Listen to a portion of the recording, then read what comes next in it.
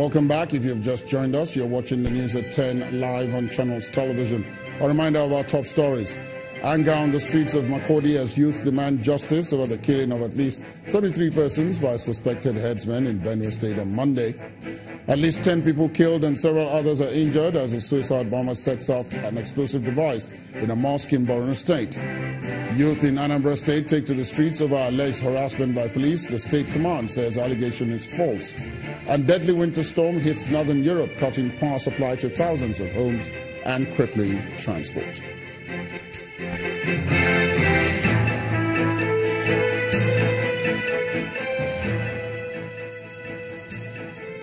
Now, for more on our top stories and others, please visit our website, channelstv.com and youtube.com/channelsweb. Also, please log on to m.channelstv.com to watch us on your mobile device, or download the Channels TV app for Android, iOS, and Windows devices from their respective stores. The Channels TV and Channels 24 app will give you access to news and updates. You'll also have access to the Eyewitness feature, with which you can share those pictures, videos, or news of happenings around you. Just install the app, then tap and swipe to reveal the menu, and then follow the instructions. And here are some of the pictures that you sent into our Eyewitness portal. Let's begin with this picture from Kaduna State, showing a dilapidated road and a bridge in Romi Karatudu area. Our Eyewitness reporter wants government to do something fast before erosion divides the road. Next is this picture of a dusty road along the Enugu-Makurdi Expressway in Okpokpo local government area of Benue State. Our Eyewitness reporter is worried about the bad state of the road because tankers and trailers fall regularly and wants the federal government to fix it.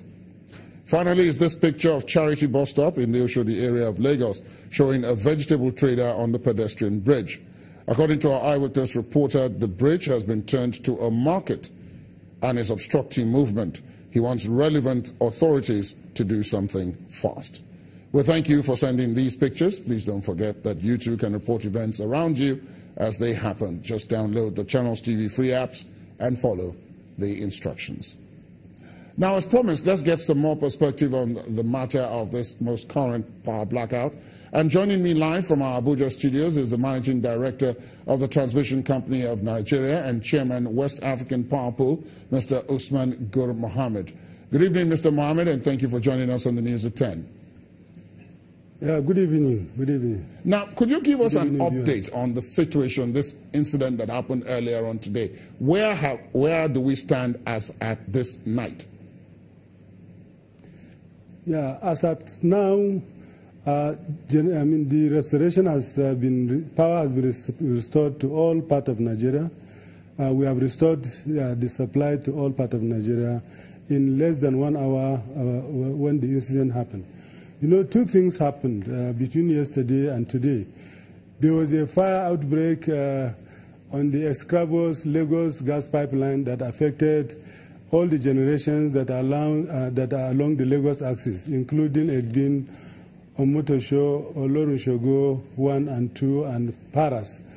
Now, in the process of managing the shutdown of those power plants, because of the size of those power plants, we lost the grid, and we restored supply immediately in less than 1 hour. Unfortunately, again today there was a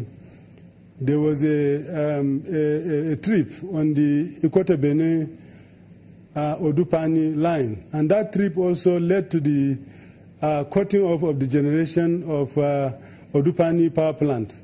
Now, because of the fact that we don't have the generation along the Lagos axis, the size of the power that is from the Odupani, which is about 300 megawatt, led to the collapse of the grid. We also moved quickly and we restored supply in less than 1 hour.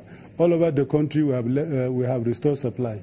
Okay, on the issue of the Lagos axis also, already we have discussed with the NGC. NGC has moved in immediately, and in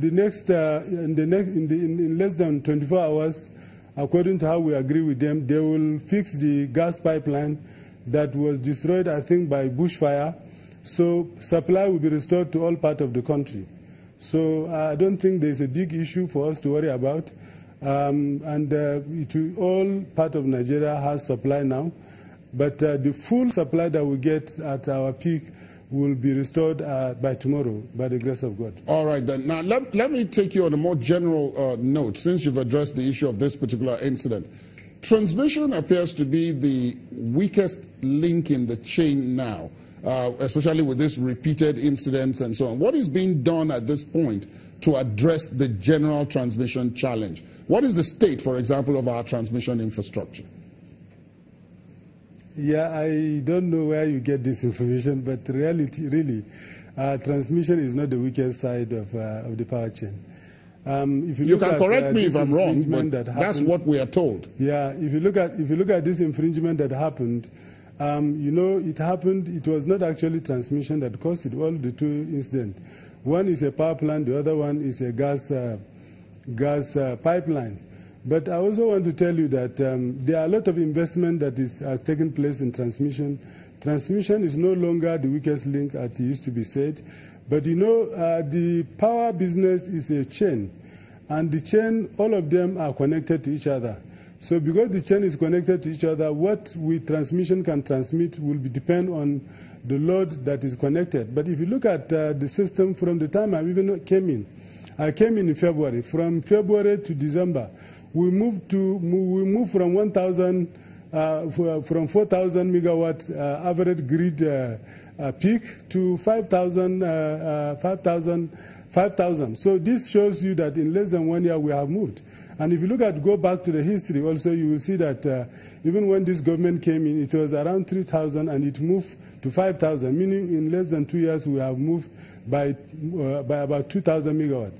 I want to assure you that, I'm sorry to interrupt you at this point, but I need to ask, these improvements you are describing, are they in generation or in transmission? Because many of these statistics that you're giving out appear to be in generation, and we're talking about transmission.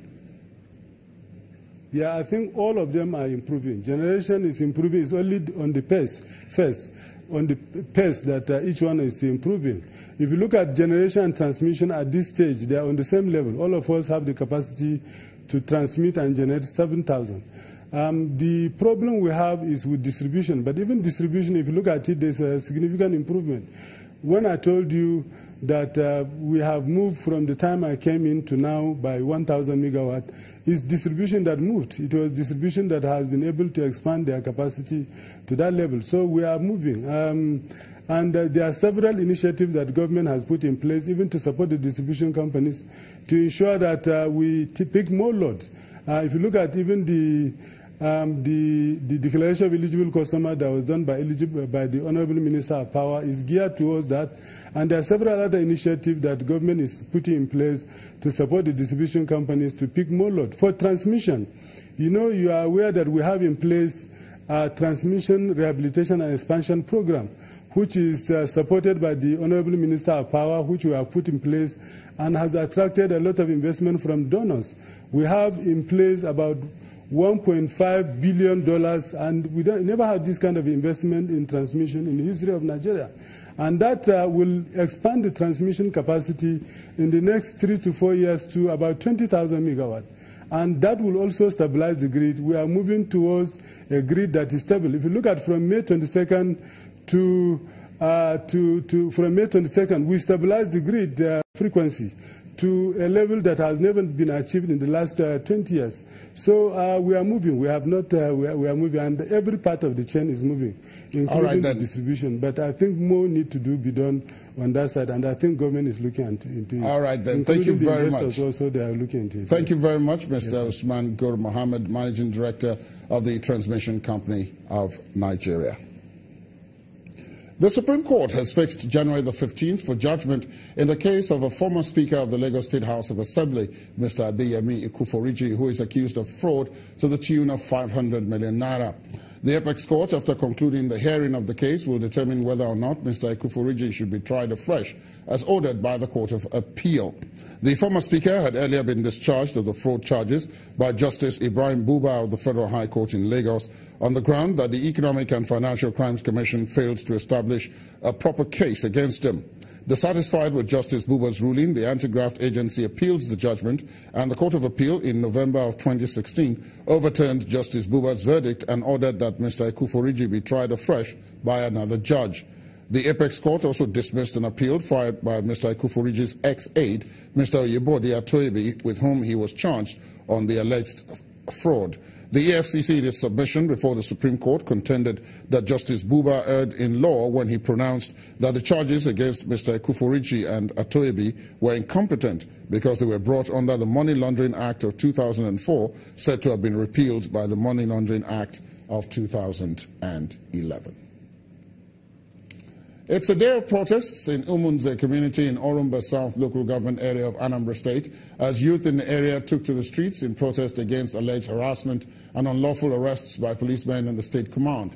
They're also protesting against inadequate power supply in the area by the power distribution company, which they say has brought underdevelopment to their communities. Umunze community looks deserted upon entry into the area, but that is not the case when one goes into the heart of the town, as youths in their numbers spill out from all directions to protest the protracted power tussle in the community. They vent their anger and agitations both verbally and through inscriptions on placards. The chairman of the Umunze Youth Council has got a long list of issues agitating the mind of his colleagues in the community. We want to fight against the power tussle in this Umunze town because at times we used to receive a recognition from federal government or state government due to power tussle in our town. Somebody will try to claim that he's the only one that can take charge of everything that's going to happen in this town, whether development or no development.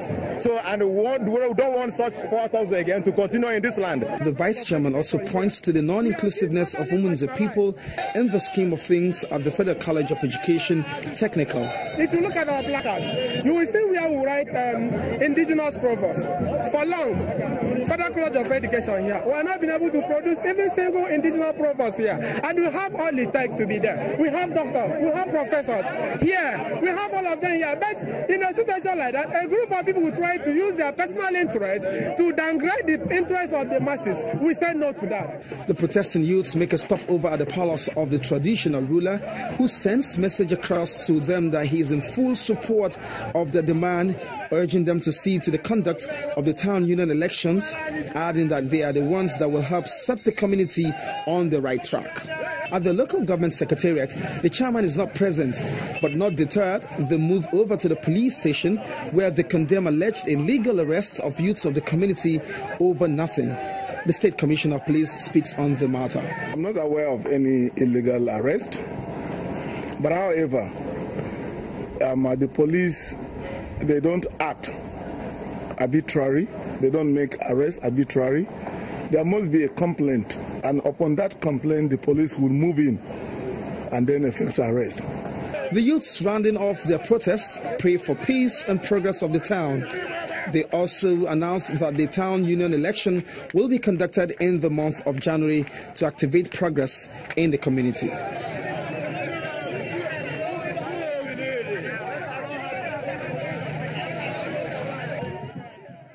When the news at 10 returns, Nigeria's Sovereign Investment Authority secures 10 billion naira bond for independent power company.